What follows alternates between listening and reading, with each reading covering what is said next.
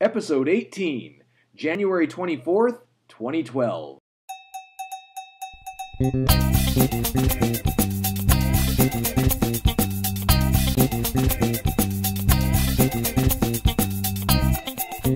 Howard and Kevin opened your mail.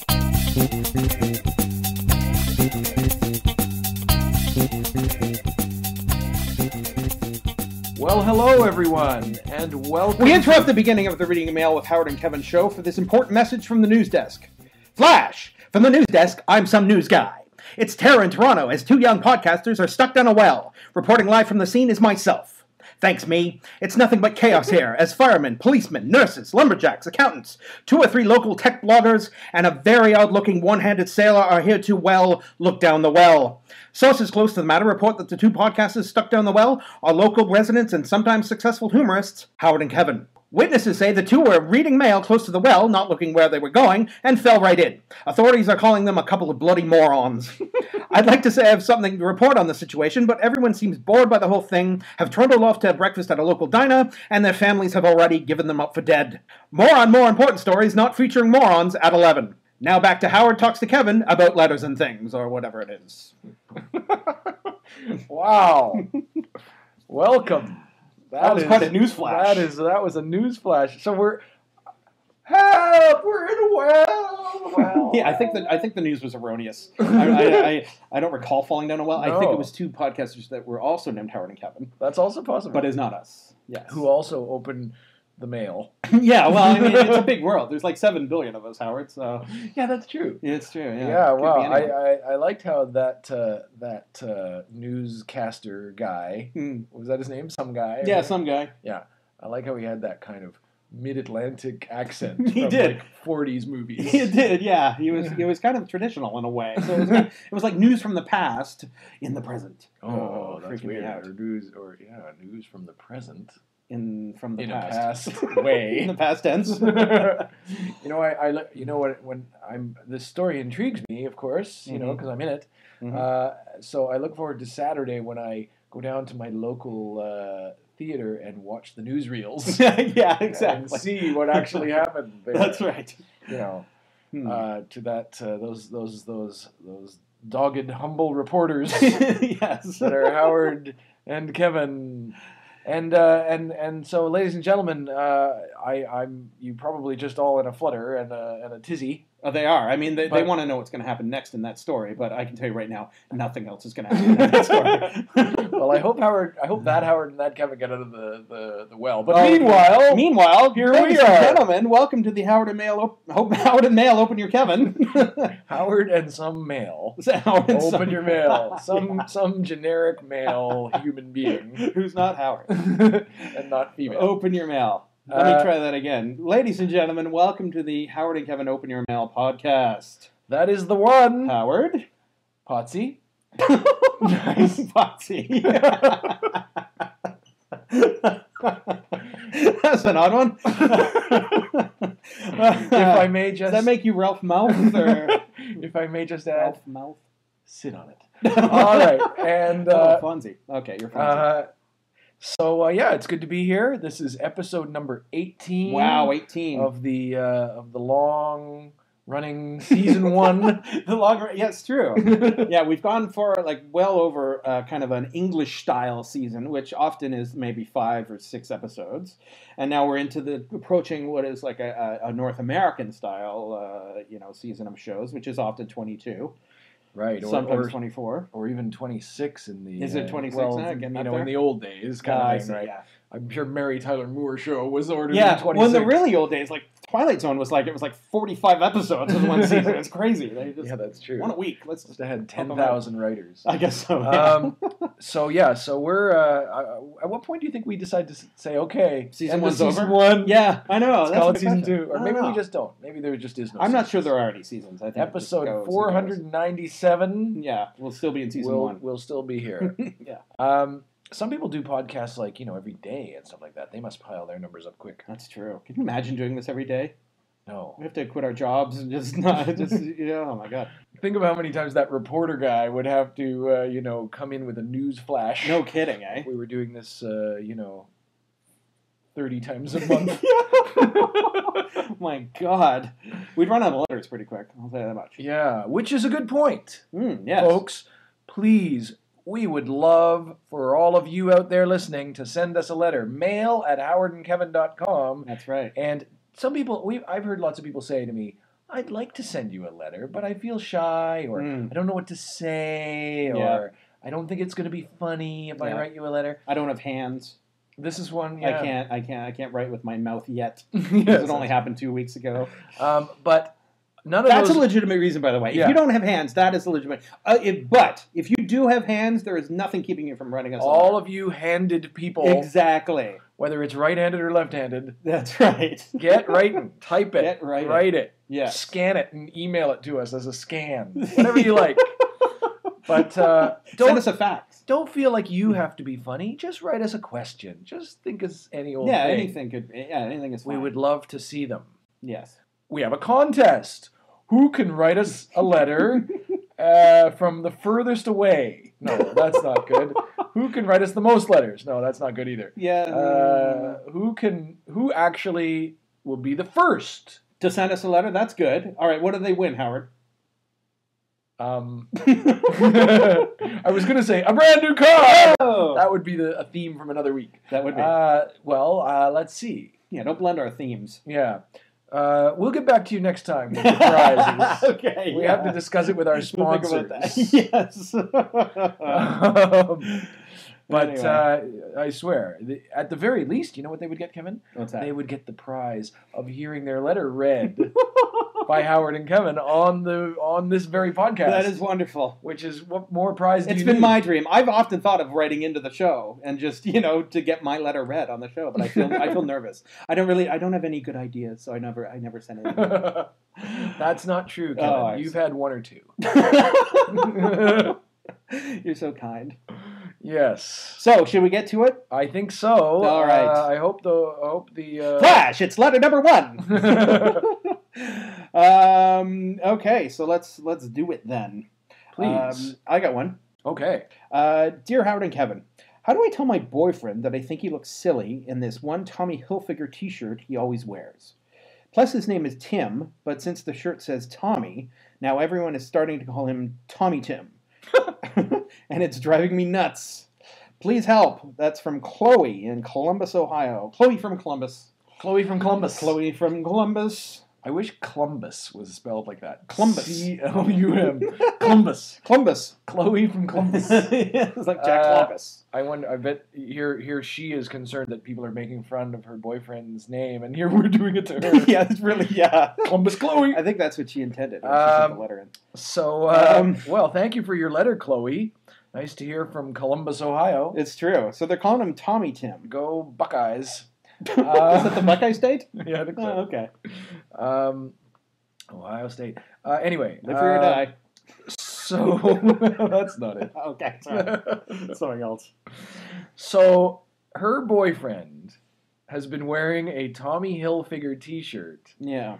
And she thinks he looks silly and wants to know how to tell him. Right. So maybe she's just against, having names on t-shirts at all. Like, is it the Tommy or is it just the fact that it's got somebody else's name? I mean, I've often thought, I'm not a big fan of wearing shirts that have other people's name on it. It's just kind of weird. So like when you work at the McDonald's, yours says Sven. Sven, yeah, that's right. Because you don't want it to have your name on it. How'd you know I worked at McDonald's? No, but you mean like a brand. Yeah, I'm just not a fan of having like Old Navy or like the Gap or whatever on my shirt. I just don't like people knowing where I shop. Yeah. But at the same time, I'm not totally against having stuff on your shirt because I will often. I'm currently wearing a Rolling Stones t-shirt, for example. So I'm perfectly willing to let people know that I like a band, and that's fine. But I'm not sure why people would want to do that. Like there seems to be a thing in kind of the rap culture and the gangsta kind of thing to have that kind of like everybody's got to kind of wear that certain cool kind of wear like FUBU or whatever the. Sean John. I think Sean John. Yeah, whatever. But I guess it's like a status thing, I guess right? so, It's like, yeah. Look how much money I have. I can afford designer labels. Yeah, maybe that's it. But it's like the label is huge. It's like right across the front. Or so what about like those little alligators? What are those shirts called? Oh yeah, Lacoste. Oh, is that Lacoste? That's the like little alligator. Polo things. Oh, polo. And also, actually, just another aside here is when I was a kid, I was in junior high. I think it was like grade 7, and this kid, I think for Christmas, had gotten a polo shirt for Christmas. It was a simple white shirt. But it was like it had that little polo logo, so it's like a guy on a horse playing polo. That Ralph little logo. Lauren polo. Is that what it is? I think okay. So. Anyway, you have to say it. Sorry, you have to say it like that. Ralph Lauren polo. Polo. Yes. Polo. All right, that's good. I look good and I smell good. And that's pretty funny. I like that. And my genitals are all crammed in. Because this underwear is so very, very tight. Ralph Lauren. Ralph Lauren. Polo. Okay, sorry. Go on. I really like that. That's you can add that to your my repertoire. Myriad of characters. So anyway, he was so proud of having this shirt. He loved it. And like upon reflection, as an adult, I was like, why did I come down so hard on? But it bugged the hell out of me when I was a kid because I had, my mom had taken me to Sears, whatever to buy me whatever was on sale, and. He had this fancy polo shirt. So I ended up, it got so annoying to me, I ended up actually writing on the back of it. What, like with a marker? Yeah, pretty much. Yeah. I know. Wow. Which, needless to say, enraged him, and he threatened to beat me up after school. Now, so what I did was, I did, what slavers have done throughout the years. We avoid conflict at all costs. And what? We're cowards. We're a family of cowards. That's how we survived. History is filled with thousands, millions of people who are just cowards, who've just run from any chance of conflict, and that's why we're here today.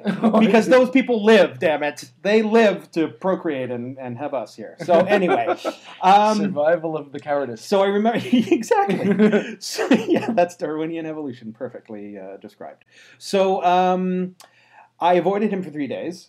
Right. He would wait after school every day at a certain spot. Mom, I think I got a headache. I don't want to go to school today. Exactly. I got to go home early for some reason. I decided you were a little country boy there.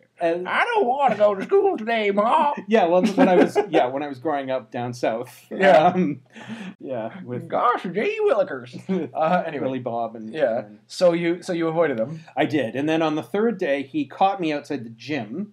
And he threw a punch at me, which I ducked away from, and then I ran away. Oh. And that seemed to be the end of it. Now, it seems to me, and you're gonna. I'm about to blow your mind here. Sure. You missed the opportunity to get into a scrap with him where you could have ripped the crap out of his shirt. Well, that's true. He was still wearing the shirt. You could have grabbed it and pulled on it and ripped it and really ruined it. I know. In my defense, I think his mom worked on the shirt and got that stain out pretty quickly. So there was no lasting effect. Can you imagine how your name was taken in vain in their house when she was... That's true. That Kevin boy. I hate that Kevin. Why would he have done such he was a terrible little boy. Dastardly. Calling my mom. Indeed. Yeah. But they never did, no. Wow. Anyway, so you were sort of rebelling against the whole idea that he was kind of bragging almost, yes, right? Exactly. He was showing off as if somehow, almost like he had invented this shirt. Like That's it was right. some sort of personal, triumph on his part. Yeah, exactly. That he had this polo shirt. Ladies and gentlemen, I have a shirt. And he was so proud of it. And and he wore it all the time. Yeah. So you're not against the idea of having something on your shirt. No, certainly not. But you just don't like the idea of it being this kind of braggy... Yeah, it's almost like a sort of a class warfare thing, Kevin. Yeah, that's what that's what's happening. I'm engaging in class warfare right now. The thing is, I don't like rich people or poor people. I don't like anyone in either side of the spectrum. So, well, there you go. You're just right in the middle there. I just hate everybody. So Chloe wants to know, how does she tell him that he looks? And by the way, one of the reasons she doesn't like it is, his name is Tim, but since the shirt says Tommy, everyone is starting to call him Tommy Tim. Yeah. Tommy Tim. Hello, Tommy Tim. Not to be confused with Tiny Tim, which is a different guy. That's right. The 60s with a ukulele. God bless us, everyone. Oh, that's a different Tiny Tim. That's right. You were the Tiptoed through the tulips. That's exactly right. Yeah. You all went all the way back to Christmas Carol. I went to Charles Dickens. Wow, okay. So Tommy Tim. Well, I think you would think that the whole Tommy Tim thing might help him see that this is not working. Well, you'd think so, but I think a lot of people like wearing that stuff. So, well, I think we need to go back to a theme we've touched on many times with our listeners. Okay, when they've talked about relationships and things like that, and that is communication and honesty. How do you tell him? Tell him. Oh, that's just how you don't do it. Sneak around. We're not going to advise you to take the shirt and put it in the the garbage when he's not looking, or to he'd notice that probably to put marker on it. Yeah, I know. Or I don't advocate doing that anymore. Or to get in a big fight with him and tear it. Yeah. We suggest you talk to him. And you know what I would say? What's that? Maybe a nice, while you're having the conversation, perhaps a nice gift of a new shirt. Oh, there's an idea. That might be nice and look good on him, and maybe doesn't say the name of a famous design fashion guy on it. Yeah. So that might be a good suggestion. Okay, that's not a bad idea. Tommy Hilfiger. I like the name Tommy Hilfiger. Do you? Is Tommy Hilfiger German? I like the name. I am Tommy Hilfiger. Hello, I am Tommy Hilfiger. I do not know if Tommy Hilfiger is German, but it sounds to me like a German name. I am Tommy Hilfiger, and I own a company which is named Tommy Hilfiger. Sometimes I can get very confusing. I sometimes have people come to me and they say, How is Tommy Hilfiger? And I say, oh, we have beautiful new fashions coming in the fall line, and the company is very profitable. And they say, no, I do not mean how is the company. I mean, how is Tommy Hilfiger? How are you? I say, oh, I do not understand. And other times people say, how is Tommy Hilfiger? And I say, I am not doing well. I have some sniffles. And they say, no, we do not care about your sniffles. We care about how is the share price in the New York Stock Exchange. Tommy, it is I, Klaus. I just want to know. This is very confusing. It is very confusing. But now it is too late to change because the company is worth $3 billion. I cannot change the name of the company now. I cannot change my own name because my mommy called me Tommy. She would be very mad if I stopped calling myself Tommy Hilfiger. Wow, that is...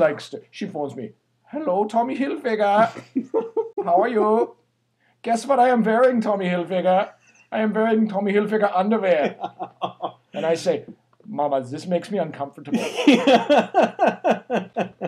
Wow, that's quite an impression. I mean, I'm not sure he's actually German, but the impression is dead on, nonetheless. I am doing the impression of the German Tommy Hilfiger. The German, yes. This is not the real Tommy Hilfiger. He may not be German. Peppers, please. But from now on, in my mind, he will be. It's a German Tommy. So I suggest to Chloe that she says to her boyfriend, do not wear this Tommy Hilfiger t-shirt. People will say to you, I am confused. That's right. I am confused whether you are talking about Tommy Hilfiger or Tommy Hilfiger. The company or the person. All right, wow. All right. Well, I could keep going. No, I know. I think we should stop as soon as possible. If you want me to keep doing the rest of the show as German Tommy Hilfiger, I could do that. We've put a long tail on this kite. Okay, so... Okay, goodbye, Tommy Hilfiger. So that was Chloe. I hope goodbye, Tommy Hilfiger. That was some help. I hope, Chloe, we helped a little bit. Chloe from Columbus. Chloe from Columbus. She was good. All right. There? Well, yes. So, moving on. Your accent makes me want to do the rest of the show in that accent. I know. It's a lot of fun. I have some sniffles. So here's my favorite part. Thank you. Thank you, says Tommy Hilfiger.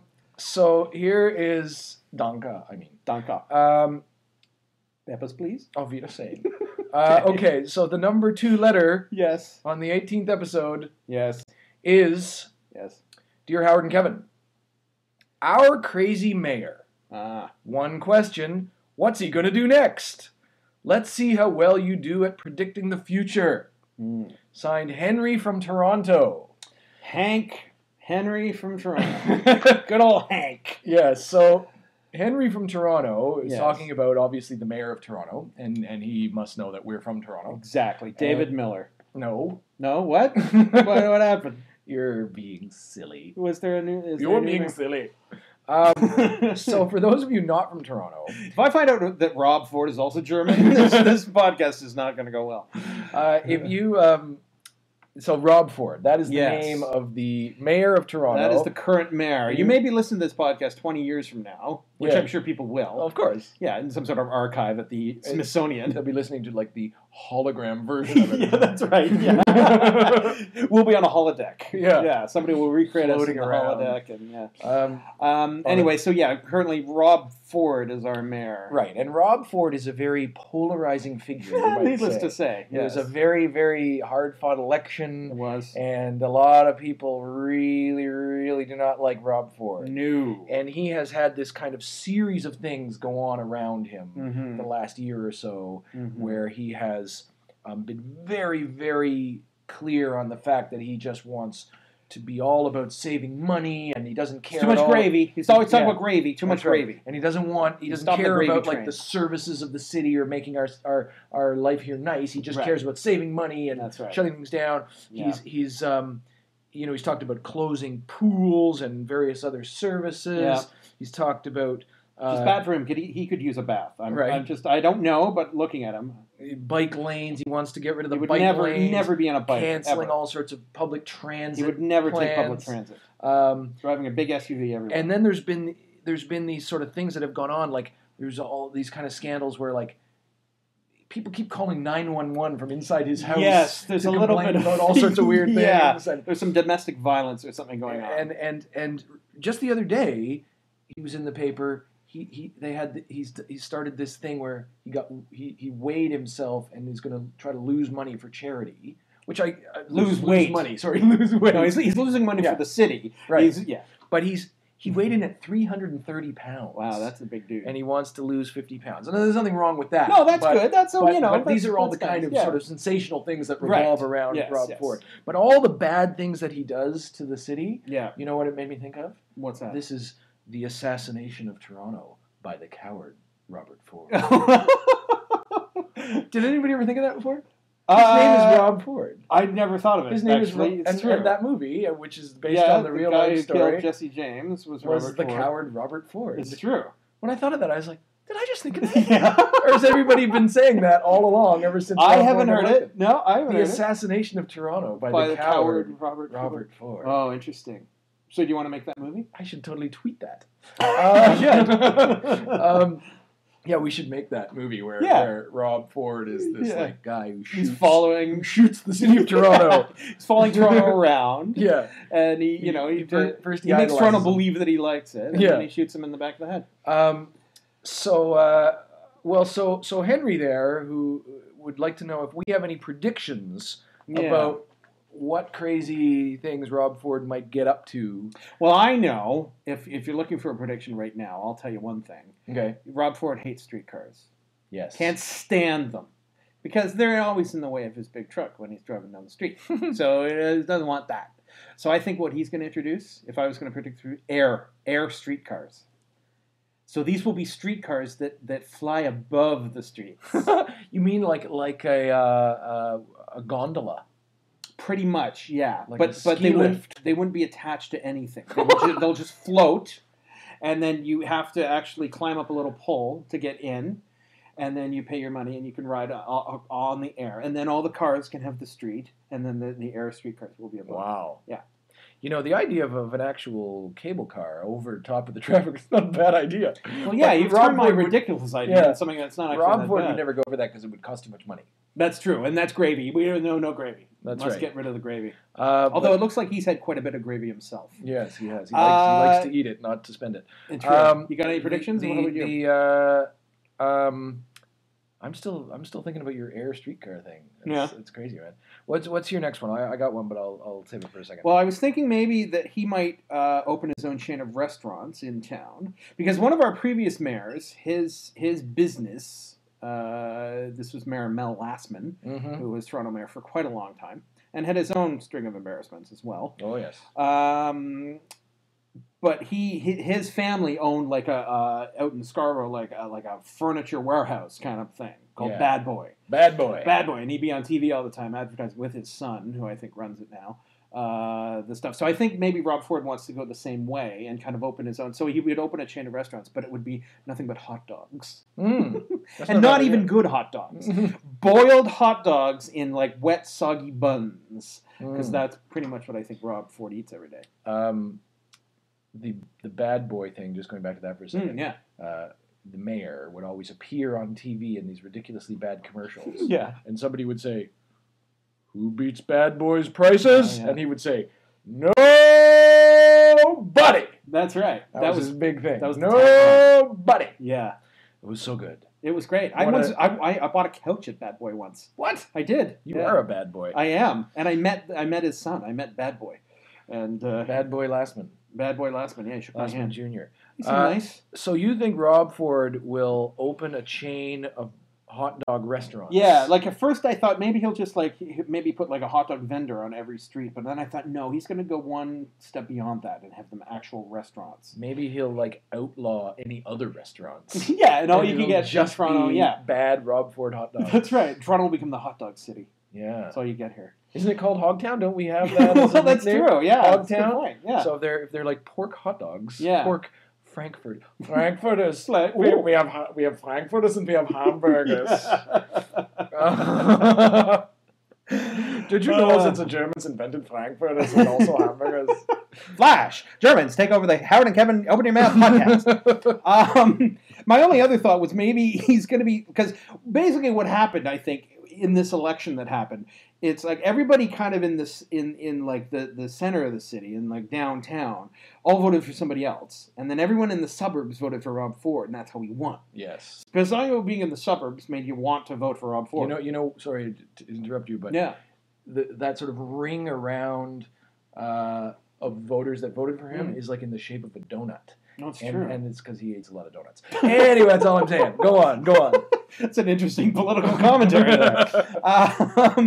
But anyway, my point is this. I think what he's really going to want to do is that he's probably pissed off that nobody likes him downtown. So I think what he's thinking of doing is moving the entire downtown to Scarborough. Etobicoke. He's Etobicoke, okay. From the other end of town. Yeah.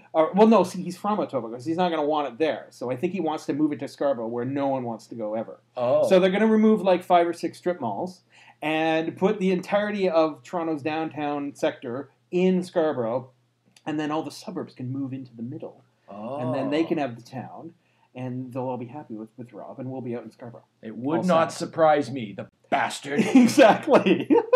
I mean, if he can do air streetcars, he can do this, okay? It's not that far-fetched. I can't wait to see that in the newsreel on Saturday. Yeah. The bijou. Flash! Rob Ford moves Toronto to Scarborough.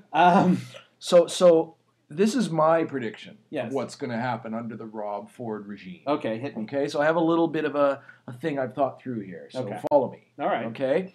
So are Germans involved? Possibly. Okay. So, as you know, Rob Ford is very much against spending any money to make the city at all pleasant or at all a nice place to live. Yeah. He doesn't care about any of that stuff. Yeah. He just wants it to be very, just efficient in terms of money. And it's very German in a way. If you can't afford parks, get rid of them. Yes. Libraries gone. Exactly. Yeah. Which is something on the they're talking about. So here's what's going to happen. It's going to become a very unpleasant, somber place to live, and everyone's going to wear drab clothing, and everyone's going to mope around. All right. And the sun's never going to shine. Right. It's going to be always very, sad and unhappy around here. Sad and unhappy. Wow. Both. I'm making the point. That is sad. But then, yeah, there's going to be this little moment where somebody has an infant child, like an orphan baby, and they're going to leave it in a little basket on Rob Ford's front door. Okay. But you know what? He's gonna reject that baby. He's gonna send it off to the asylum. It's just like him the orphan to do that. asylum. Yeah, what it is. It's just like him. And that baby's gonna go away. But wait for it. The baby will come back in the story. Okay. All right. So then the time will pass and everybody will be unhappy. And to make it even worse, as he's walking down the street one day, he's going to trip over a toy. Is what I'm saying. Okay. Okay. Yeah. And he's going to outlaw toys in the town. Oh my God. Toys? He'll say. This is outrageous. And he'll outlaw the toys. You see? And all the children will be forced to do nothing but manual labor because they won't have any toys to play with. And you know what they'll mostly be doing? They'll mostly be washing their stockings. And drying them like over their fireplaces. Okay. And then one day... This is a very specific... Yes, this is my prediction. Okay. One day the baby will have grown up. Yes. And will become a man. Yes. He was a boy, by the way. How long is Rob Ford's term? This is long term. Okay. And this baby will come back to try to give toys to the children of Toronto. Yes. But Rob Ford will have none of it. He will make sure all the children lock their doors so they cannot get in to give them the toys. And this boy will be forced to come down the chimneys and put the toys in those stockings. Yes. See, this is the ironic twist. I see where you're going. They will hide the stockings. All right. Hide the toys in the stockings. Okay. And eventually Rob Ford will throw this young man and his friends in the dungeon. Okay. Wow. This is my prediction. That's quite a prediction. Yes. Wow. And you just came to that up.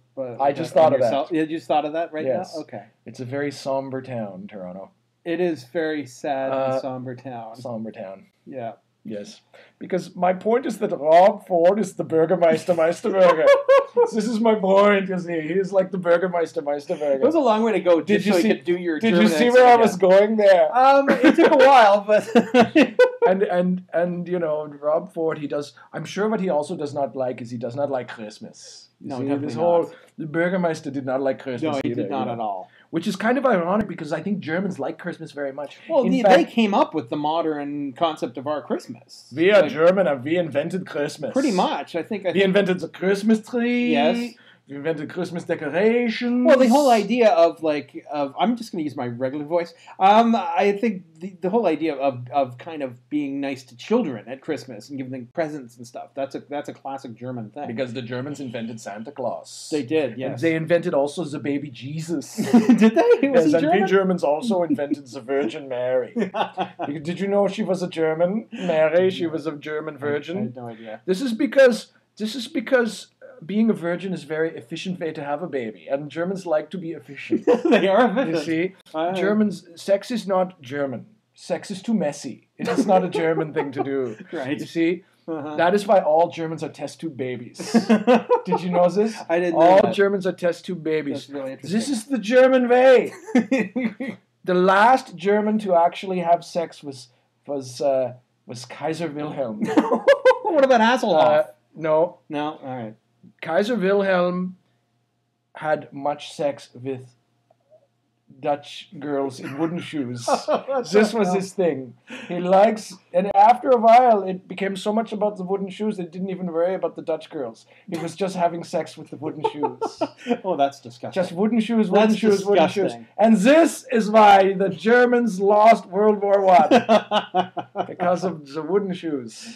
Wow, that's a lot of history. I am Tommy Hilfiger. Oh, stop. God. Oh, we don't have any German listeners. The Meisterburger is I am comparing him to Rob Ford, you see. I see what you get see what you've done there. Okay, yeah, that's good. All right. And of course, the Meisterburger is from the Rankin and Bass classic Christmas special, TV special, Santa Claus is Coming to Town, which just coincidentally happens to tell the story of Rob Ford years later. Isn't that interesting? Wow, okay, so no more predictions other than that? That's it? Just that all Germans are test tube babies. All right, thanks. Says, thanks to Rob Ford. Yeah, damn you, Ford. So, Henry, those are our predictions for what good. Our crazy mayor will do next. So thank you for your letter, Henry, from Toronto. We appreciate it. Write us again. That brings me to the portion of the show where we do follow-ups, which is called Follow-Ups with Howard. Howard? Howard cannot be here this week. Oh, no. Tommy Hilfiger is here instead. If Tommy Hilfiger does this in our follow-ups, I'm leaving. No, I am here. No, right. Hey, Tommy, move. I'm here. Okay, so thank you, Kevin. You're welcome. Sorry, I can't stop. Willkommen. This is episode 18, so we are looking back at episode 17. Oh, that was a good one. I remember that. Those were the days. Wasn't it? No. So what do you got? So in episode 17, I said to you, don't bring us down into your slough of despond. The slough of despond. And you were sort of amazed at how incredible I am. I was amazed. That's my recollection. Yeah, that's your recollection with a lot of things. I think that's what it was. You were like, Howard is awesome. That's amazing. Howard is the most cool, interesting guy I know. Yeah, that's kind of what I remember. People can actually go back to that show and listen to what actually happened. So just because we didn't really get into it at the time, I just want to say the Slough of Despond, which basically means the swamp of despair. Okay. is from a book called The Pilgrim's Progress, which was published in 1678. Oh my God! And which I read in 1679. Not then. It was more like in the 1690s. Oh, sorry. All right, it was a few years after. No, I think I read it in high school, or it might have been in college. But anyway, and it was written by John Bunyan, and it was one of those like allegorical Christian tales of the Slough of Despond is basically. Poor John Bunyan. He had a lot of problems with his feet. Yes. So the character, and you know what the main character's name is in the Pilgrim's Progress? Howard? No, Christian. Oh, Christian. You see, it's all an allegory. I see what they're going there. Yeah. And Christian sinks under the weight of his sins and his sense of guilt for them into the Slough of Despond. Wow, and you just remembered that all those years? It's just one of those phrases that stuck in my head. I see, okay, that's cool. I always thought it sounded cool. Okay, so folks, I hope you are not in a Slough of Despond as you listen to this. Please. No, I want them to be, go and in then the this opposite. will make them feel better. Oh, good, okay. Yeah. All right, we also had a letter from Modesto, California. Ah, yes. And we didn't know where Modesto was. No idea at all.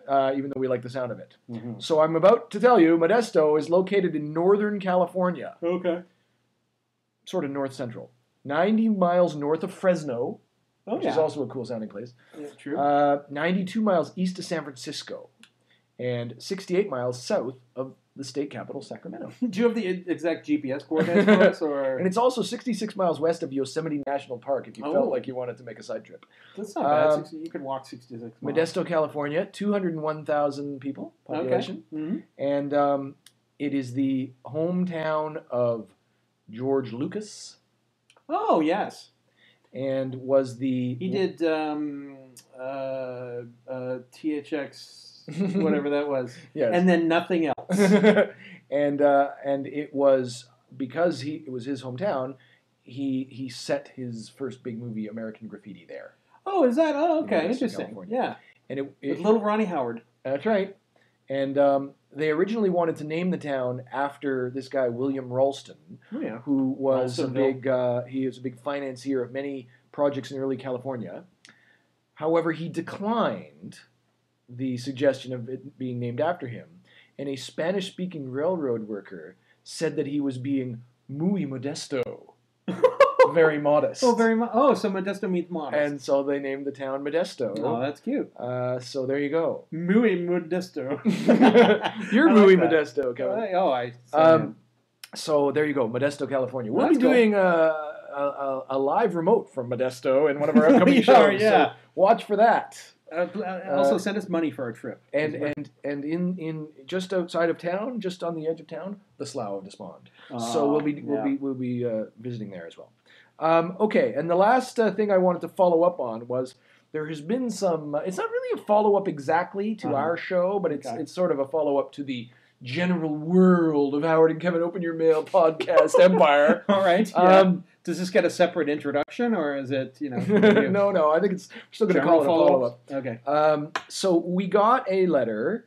I know we don't usually do letters in follow-ups, but I'm doing it anyway. Yeah, wow. We got a letter from, and it says, Dear Howard and Kevin, I believe that to mimic someone is the highest form of flattery. Oh, I know what this is. Do you agree or disagree? From Tucker Dan in Oklahoma. Ah, yes. P.S. If your answer is you don't like it, you might not want to listen to episode 14 of a certain podcast, not for any bad reason, that happened to be at toamuseme.tumblr.com. Ah, yes. So, our friends in Oklahoma, yes, Jared and Tucker Dan, yes, who do the podcast To Amuse Me, they do, which we have mentioned before and which we enjoy, and they have kindly mentioned us as well, and we sort of go back and forth with them a little bit on Twitter and such. They did their big sort of season finale. So they have seasons. We don't have seasons. Yeah, that's true. Anyway, their season finale episode was very well done, and you should check it out, folks. There's a lot of funny things in it. But one of the segments they do, it's almost like someone's tuning around the radio dial. It was very funny. I thought that was well done. Yeah. Is that they actually do Jared and Daniel open your mail. They did. So they do a bit of an homage. I know. I'm considering it an homage. Yeah, I'm suing them for copying us. The lawsuit is which was quite funny. And, it was funny, and it was very cool. It was nice. Actually, I wrote them some letters. You wrote them some letters. I wrote them some letters via Twitter. And they answered those letters. They did. They opened our mail. They opened our mail. That's what they did. Yeah. And maybe this will become like a franchise thing, where it's like we'll just have like all these kind of like different podcasters opening mail everywhere, and we can somehow get money from that. Yeah, the Howard and Kevin empire. Yeah, exactly. Howard and Kevin Enterprises. So there were some tweets that went back and forth. Jared tweeted about us joining forces with them, suggesting that our collective comedy troupe should be known as Canadian Homa. Canadian Homa, yeah. Or he said, tornadoes and maple syrup. That's right. And then another person on Twitter. I think I suggested that we might be called the what did I say? The Oklahosers. Oh, that's a good one. Yeah, that's not bad. And then Lintberger on Twitter. Oh yes. Asked for it. He said, "Can we please have the awkward crossover episode? #. Howard stares down other guy indefinitely." So that'd just be me sitting there going, "I do not find you people amusing." Yeah, exactly. That would be super awkward. Why don't you all try doing hilarious Tommy Hilfiger German accents? Yeah. Fine. Anyway, so we enjoyed that, and you should check out To Amuse Me. And yes, they're very funny guys. Well, folks, thank you very much once again for listening to Howard and Kevin Open Your Mail. This has been episode 18. Oh, 18. Thank you from me, Howard, and... Me, Howard. Oh, sorry, Kevin. Sometimes I forget. And also from Tommy Hilfiger. Oh, Hilfiger is back. He must also thank you for being here. It's a little bit of Arnold Schwarzenegger in there, too. That is not true. I am Tommy Hilfiger. Sorry. I am Tommy Hilfiger, and I have a company named Tommy Hilfiger. So, folks, check us out. Subscribe to us on iTunes. Yeah. It's automatic. It's free. Check it out. Go to YouTube if you don't like using iTunes, where you can click and just listen to all our shows there, just to make it easy for you. Yeah. And, of course, like us on Facebook.